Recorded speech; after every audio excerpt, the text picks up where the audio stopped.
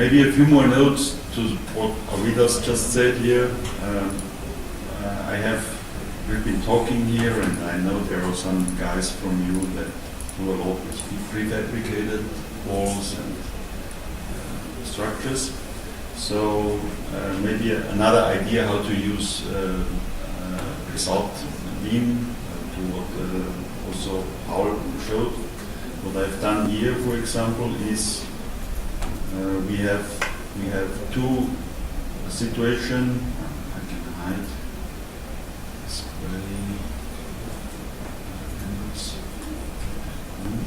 we have two walls that kind of intersect in the corner, and then we have here at the end we have a surface release similar to what Vida showed, that only carries basically axial forces but no rotational forces.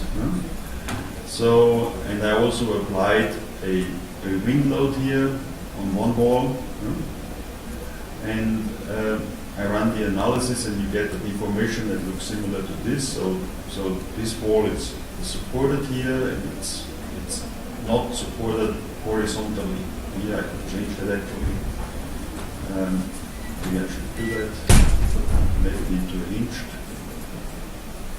So when I run this, my forces go into this wall and the support and so on. But I need to know how much of the force goes actually into the wall here. So I introduced a couple of result beams here. Just draw up a line in a certain area.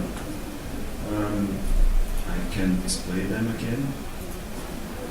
This gray shadows here is what Paul said, the integration area. So I just assigned like half of the integration of the wall to this beam and the other integration area to this beam. So half of the force from this top area goes in this beam and the other one goes in this. So the sum of the axial forces from this, basically from this area here, is the axial force or the normal force in that beam. And if I show the normal force in the result here for the beam, then this could be the force that you have to cover when you put here a connector in your concrete. And you can do many of those, but this is a tool that helps you to find out what kind of force you have to figure out. Also in the support reactions here, when you show the support reactions, and in the display, you can, at support reactions, you can say either I want to see the actual result, which is kind of like how finite element works, or you can say I want to have the constant value, so the smooth value. So you see here there's a smooth value, so it linearizes it. And you have those info windows, and in this info window you get the sum of the load. So for you it's a good control. Sum of the load is here 12.17 kilonewton, and the axial force here that I gathered from the end forces in the wall here is something almost 10 and 3.27, so it's something like at the maximum almost 14 kilonewton. So it's pretty comparable. So you have some good way to control your calculations. Maybe this as another idea for working with those prefabricated structures. Actually, another model I have that I got from a partner of ours, they do this, and it's the same thing that actually Paul showed.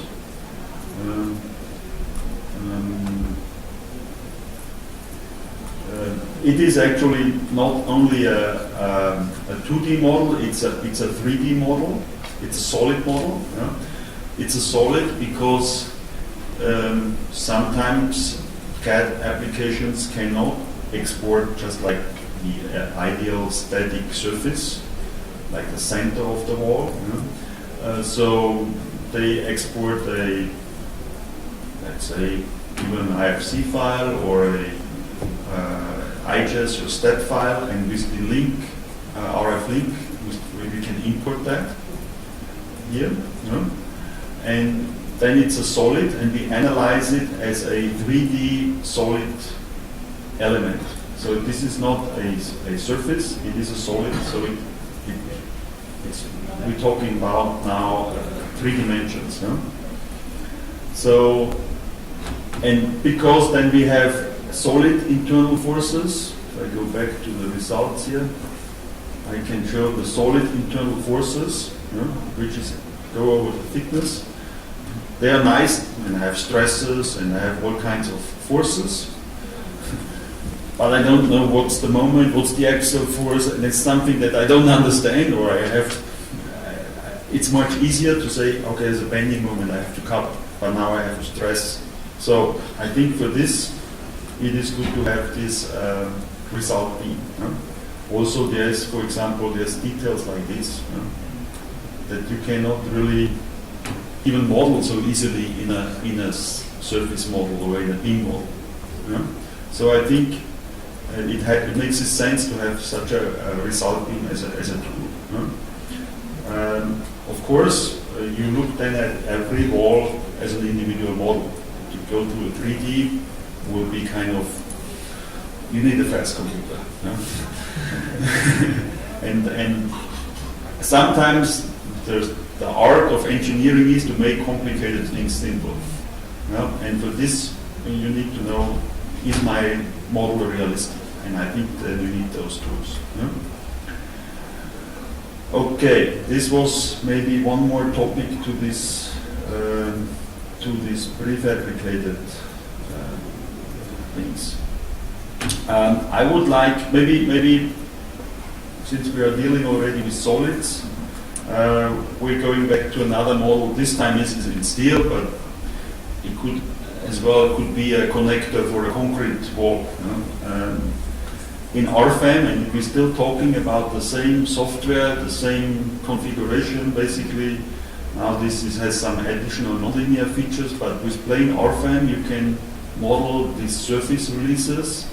And I was asked maybe to have like a application example, a little better one. So I've done this in another demo, and it's basically the end of a tension bar. Here is a beam element, and that goes into a solid element, which is now modeled as a solid. And then this geometry here is not just like straight, it also goes from around to a kind of cylindric end here, and it's all solid, volumetric. And then I have a board and I have an eye, and with those views I can group things, and I can show, okay, here's only the board and the eye, or if I want to see only the board and the eye.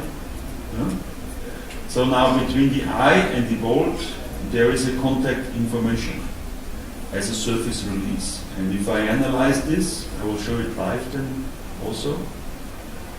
You look at the deformation, you can see, you can look through there, because it comes off the end, because the pressure is, the forces go at the end here, the pressure goes to the end of the eye, and there's no contact, so there's a gap then. It's only a short distance, but it's there's a magnification in there 70 times, so it's not really that way. But you can see the effect. Now I'm going to explain you in a few words how we do this. As Arvidas showed you, there's a surface release type. It's basically like a support. You can define a support and use it multiple times. So I define a surface release type and use it multiple times. This defines what's the release condition in X and in Y, UX, UY, and UC. UC is always the perpendicular direction to the plane. I put there a little bit small springs so we have no kinematic situation.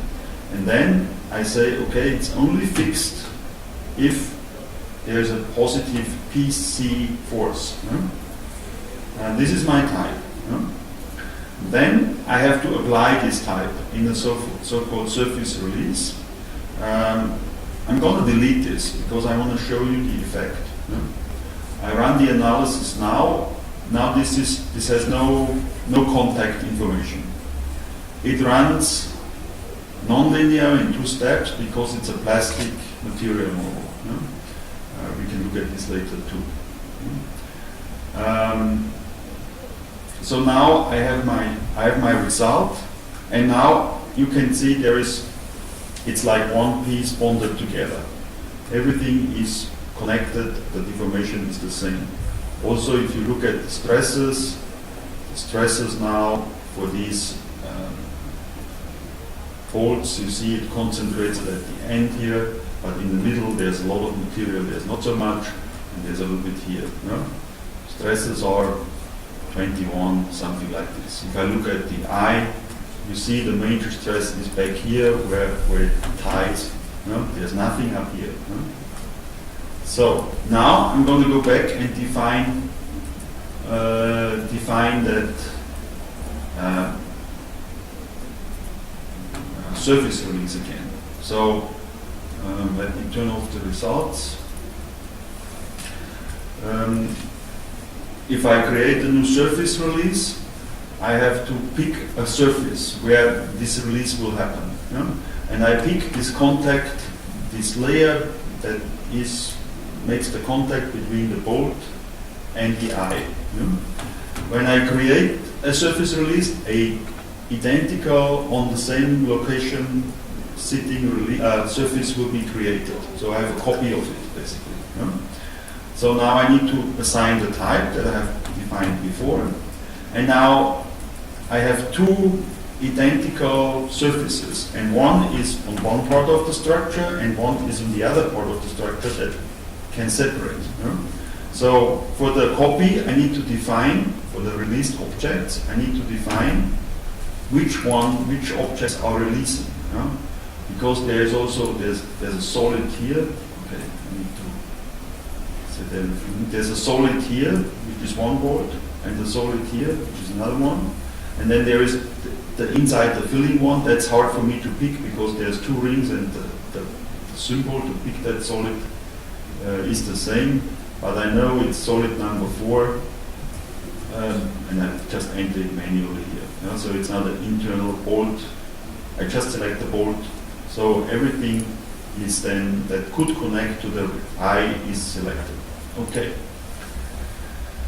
So now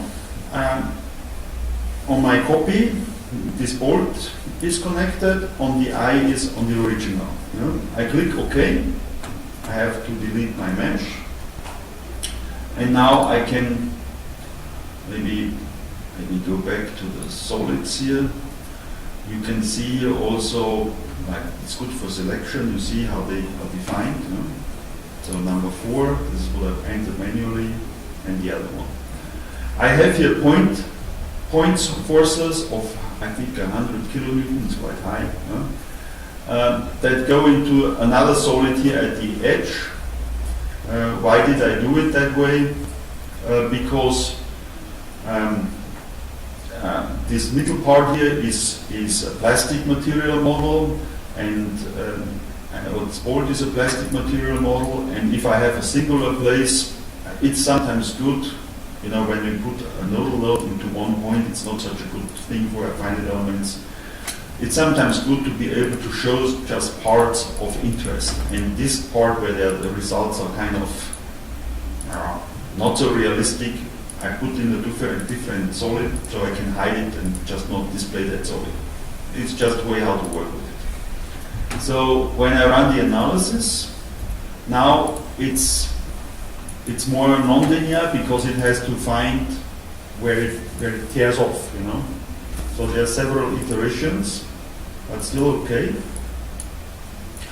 And after that, we'll get hopefully the better results, or the results with the contact. And you have seen already at the beginning, now we have this contact, it's gone. And if I look at the solid stresses, and I can show again the bolt, then you see it's like tension where we expect it to be, and on the eye it's not here anymore, it's kind of stretching, ovalizing the eye, so the tension stresses are here, and here there's no contact, there's not so much going on. That's the deformation. So now that's this another example for such a surface release. It gives you more options. Once you have that defined, you may just copy, paste, whatever. It's of course a little bit more on calculation time, and mesh is something that we could talk about and so on. Okay, good. This was my other example I wanted to do. Then I have another example. Maybe with this first. We have a software that's called ShapeThin. German it's called Dlubal, that's why it's named differently. So ShapeThin is for thin-walled cross-sections. Actually, this is for steel, but we have also shape method that would be for thick-walled cross-sections. But actually for ShapeThin, it's a section program. You can enter, draw up any cross-section, and once you analyze it, you get all the section properties. You get your area, you get your radius of curation, you get your moments of inertia, you get your plastic values, your resistance. Everything is there what you can think of, including warping constants and so on. I would like to show a little bit how we can use it and integrate it into RFEM. Here, this is a 2 meter, approximately 2 meter by 2 meter, 35 millimeter thick element. So I've done this presentation for a company that works in steel boiler houses for power plants. So this is a big section, and they have such big sections. So they had a problem that they didn't know how to check local buckling, because it's a wide plate, thin plate comparably, and then how to check for local buckling. And so what we can do with ShapeThin and RFEM, you can model the cross-section like it is, and you can just, as in RFEM, you can also use this drag and drop features, and you can just drag and drop it somewhere and make another, okay, zoom in a little bit, make another stiffener here, do it again, drag and drop.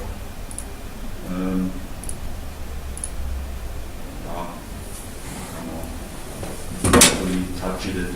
Now you can individually do it, or you can just drag the whole thing over there and connect it. It will automatically find those nodes and take care of overlapping areas here and so on. So once I've done this, I can just go ahead and say, okay, please check my new section properties, and I have my updated section properties here, including like offset of centroid to mass center, shear center, and so on. Okay, I save this, boiler Baltic, it's the cross-section name. I go to RFEM, and now once I have done this, in any new model, I can use this cross-section as just a section from my library. I can go ahead and can say, okay, I'm making a column here, create a new cross-section. Now I pick it from ShapeThin. Here I have all my cross-sections that I have defined before. All kinds of situations, Baltic boiler, okay, here it is. I have all my data here.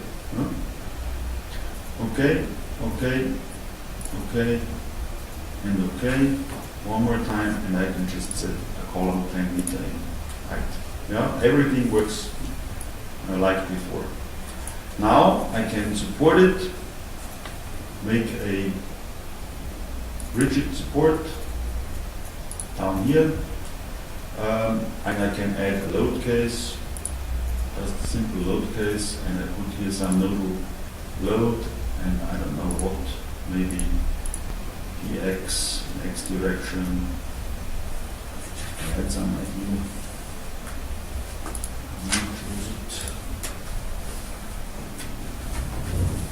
So you get some kind of realistic or results that produce some stresses that are okay.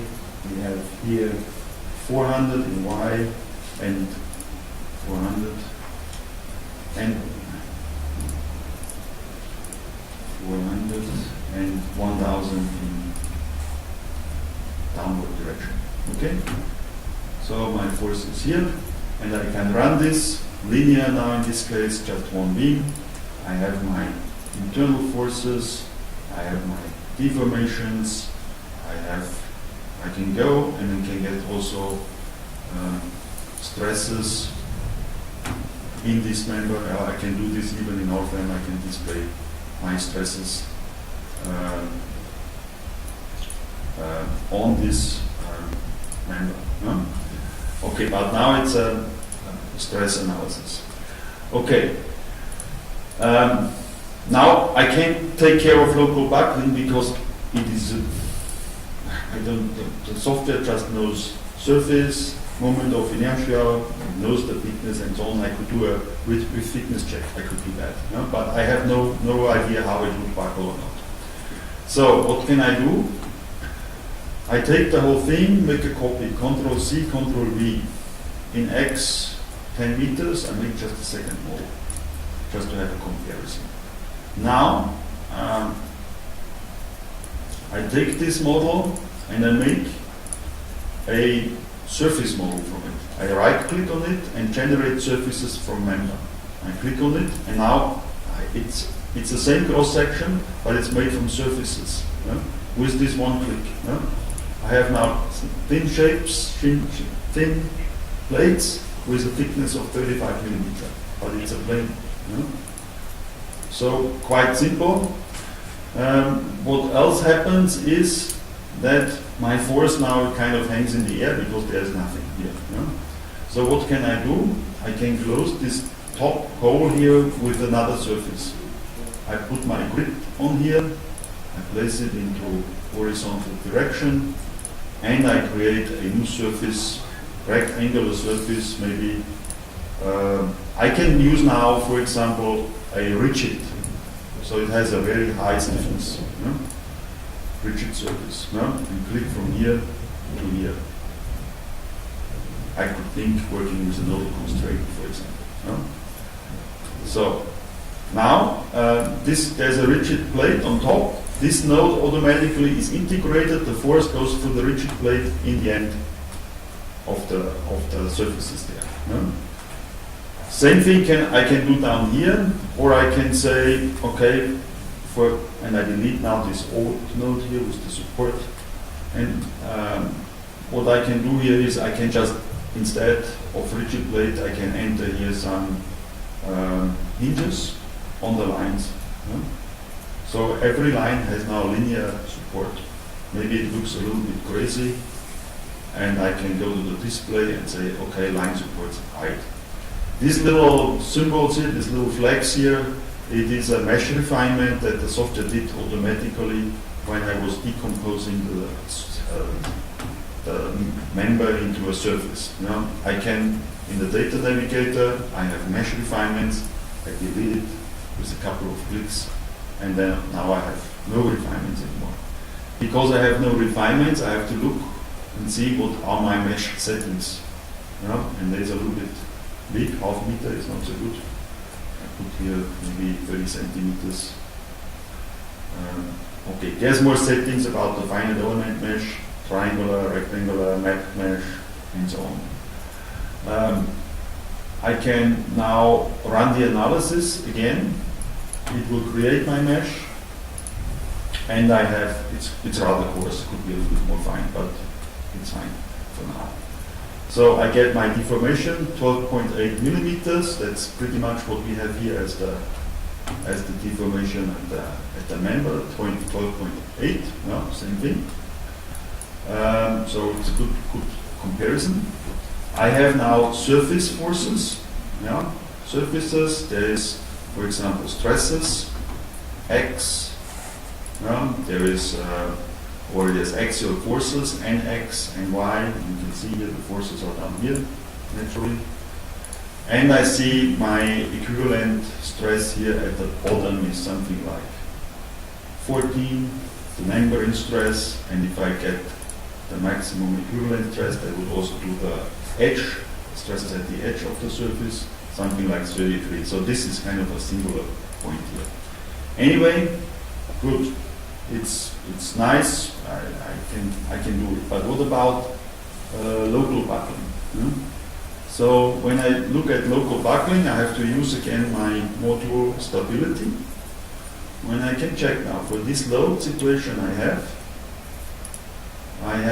I can analyze for buckling loads. Load case number 1, run the analysis. And I don't know is it okay or not, but I see now the critical load factor for this load situation, 5.7, and I can look at the buckling loads and I see, okay, it starts to buckle down here naturally. Yeah? Because it buckles here, because here it doesn't buckle, here maybe there's tension, you know, but there is some stiffener there already, so there's more resistance. You know? Okay, so I know I probably need some stiffness down there too. And I can quickly do this. I go to top view, take these stiffeners here, make some mirroring, create a copy. I'm using the XC plane as the mirror plane. Okay, and it's, I don't know, it's pretty much like in the center, because I need a mirroring point yet to define like where the plane actually sits, but I think I leave it. Okay, then I have a copy of those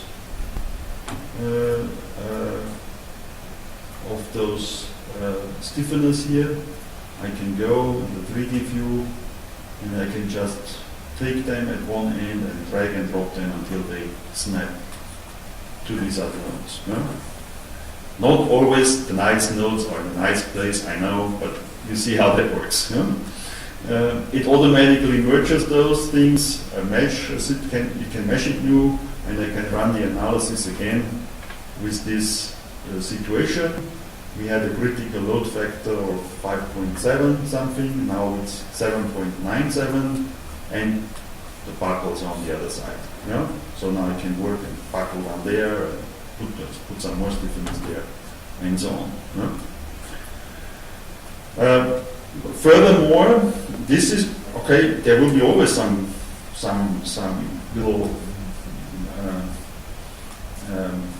shapes like this. But how do I do a buckling check? You know, if I can't avoid that, you can go ahead and do a stress analysis. If I look at the stresses here, load case 1, stress, results, stress.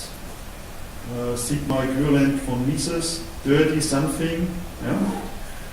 When I do this, I should go ahead and basically it's the same concept like what we done in the steel building before. I'm applying an imperfection, I do a second order analysis, and then I check my limiting stress if that's okay and the critical load factor is okay, I'm okay with buckling.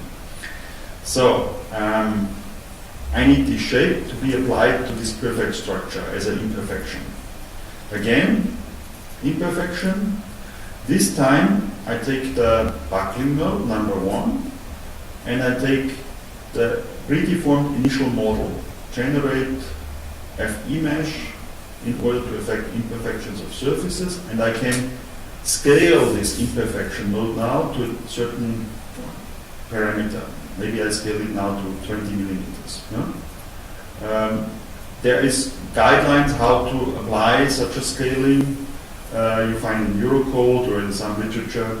Basically, it's the same thing. It's like the length of the buckling shape divided by 200. That's your 150, whatever you use. That's your initial imperfection. Yeah? Okay, I run this, and my mesh will be predeformed, and I can look at this, and it looks like this. Yeah? Now this, the red part is 20 millimeters. It's magnified. Yeah? Okay, now I tell the software, I make a new load case, I copy it. Can I do this? Right mouse click, copy load case. Imperfect, I call it. Yeah? Okay.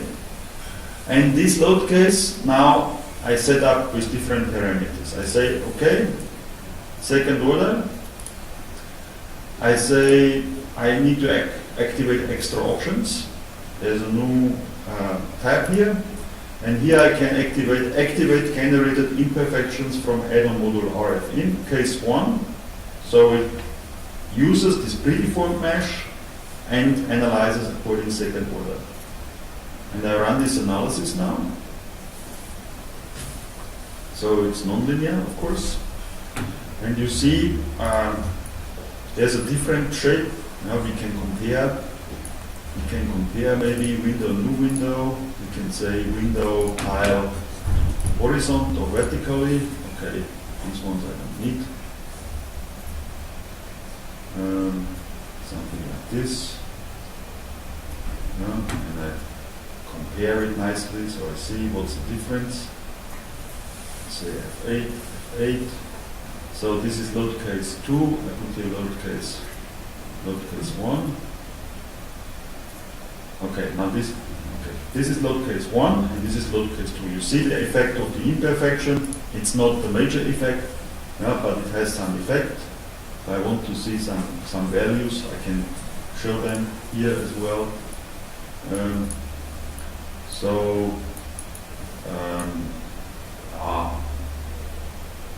The 27 is from the back wall, something like between 7 and so on. But you see it has an effect. No?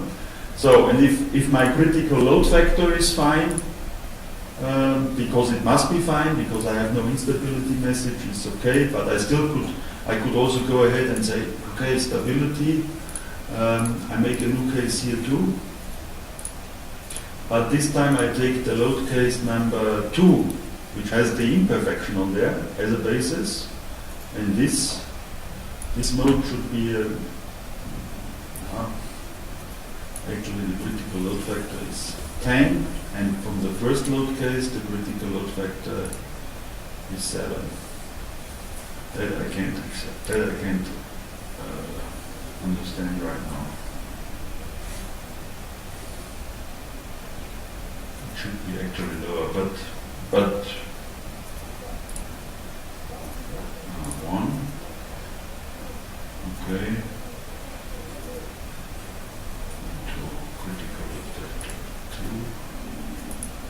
And let's see how the nodes look like, graphics. Stability case, load case 2 I need. Stability case 1, stability case 2. Yeah, so it's now, through the initial buckling, basically actually it does a stabilization. Interesting effect. But we have now a different mode as well. Yeah? So this was the topic buckling. Now I have one more last topic, which Avidas asked me to show you. Window, cascade,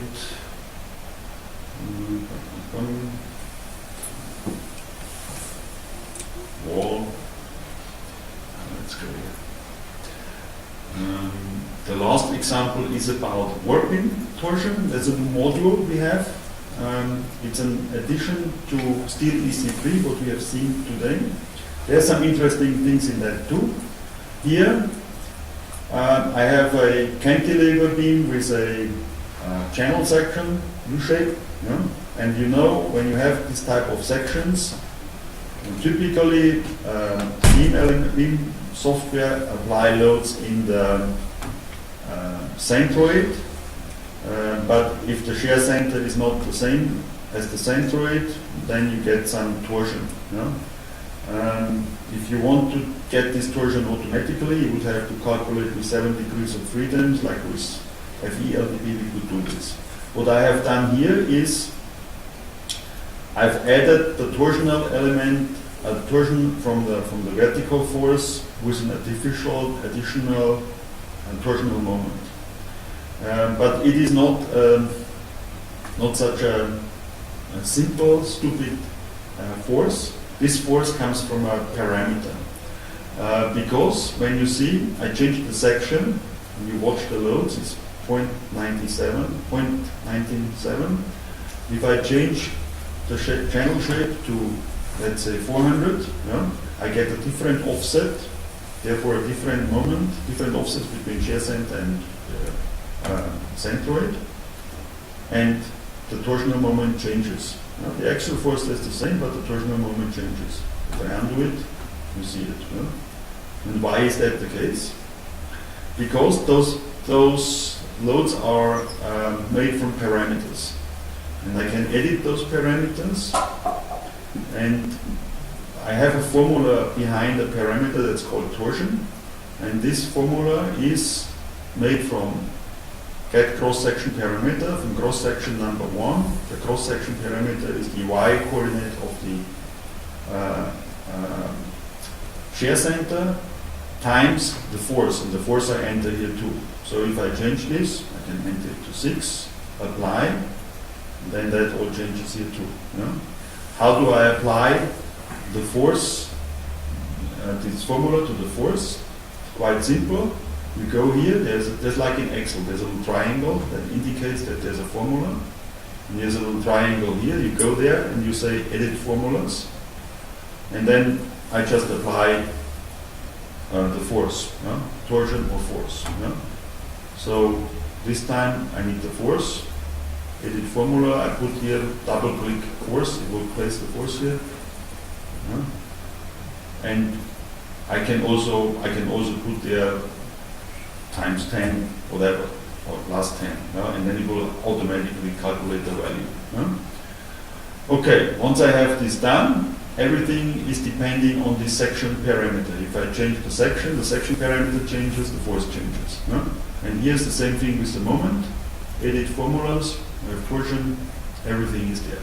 So, with this capability,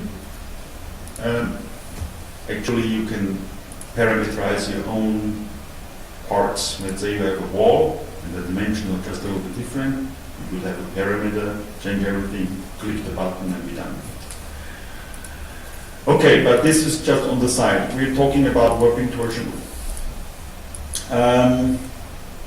Okay, why I'm showing you this? When I go to STEEL EC3 and I run the analysis, I have set up everything. I don't go through it again like this morning. And I run the analysis with stability. I always get the problem, non-designable torsion, existing stability analysis, not possible. Eurocode doesn't give me any formula that says, okay, there's torsion and stability is depending on torsion. I have a limit where I say neglect it or do not neglect it, but nobody really knows how far I can go. The little torsion, I just forget about it. If there's a lot, then what? So, and just with such a simple example like a channel, I can handle it. So this was the initiative why we implemented this warping torsion module. And you go to details, and here you can enable it. Perform warping analysis with 7 degrees of freedom. What happens? The software takes the set of members in the structure, there can be many, and takes them out, and you have the chance now to apply a second order analysis on this isolated set of members. I've already defined one, and I delete this one. Here I can define the nodal supports. So on my node number 1, which is here, I select my support condition. Now it's set up for fork type support, but I have to change it. So that needs some interaction with you. And I delete the free end on the other side.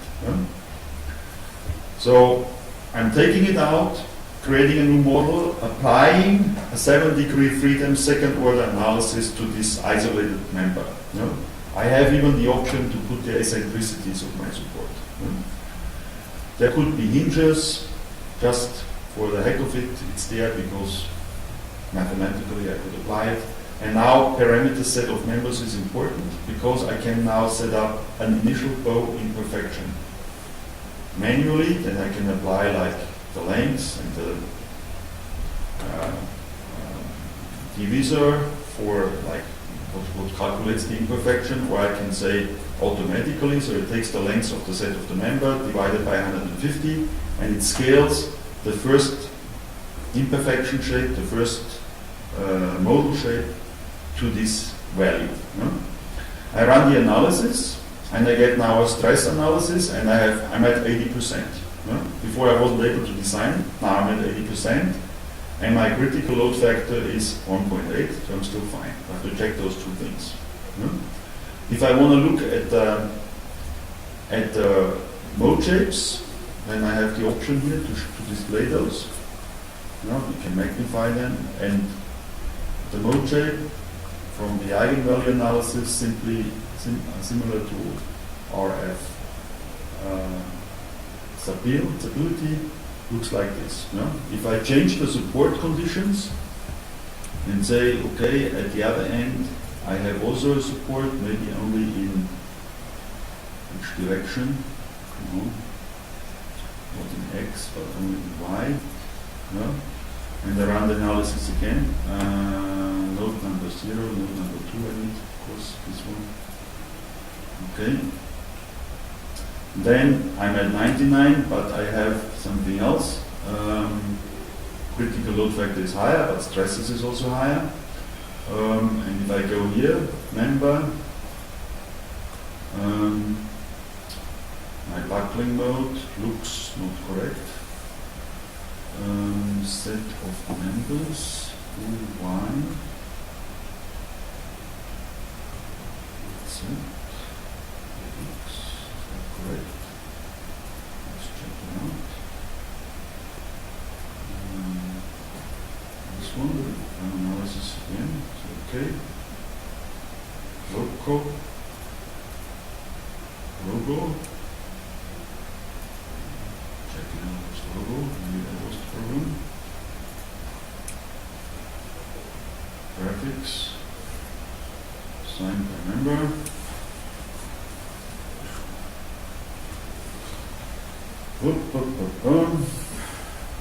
I should not move here for whatever reason. Let me check it one more time. Node number 2 in X and Y. I'll put everything here. Version. There's no difference. Okay, now there's not a problem at all with stresses. Something changes, or I have some wrong idea in my head. Okay, I don't know why that is like that. Okay, nevertheless, I think you have understood the concept of this software, how that works, what purpose it has, and I think this is something important to know and a good addition to what we have in the steel part.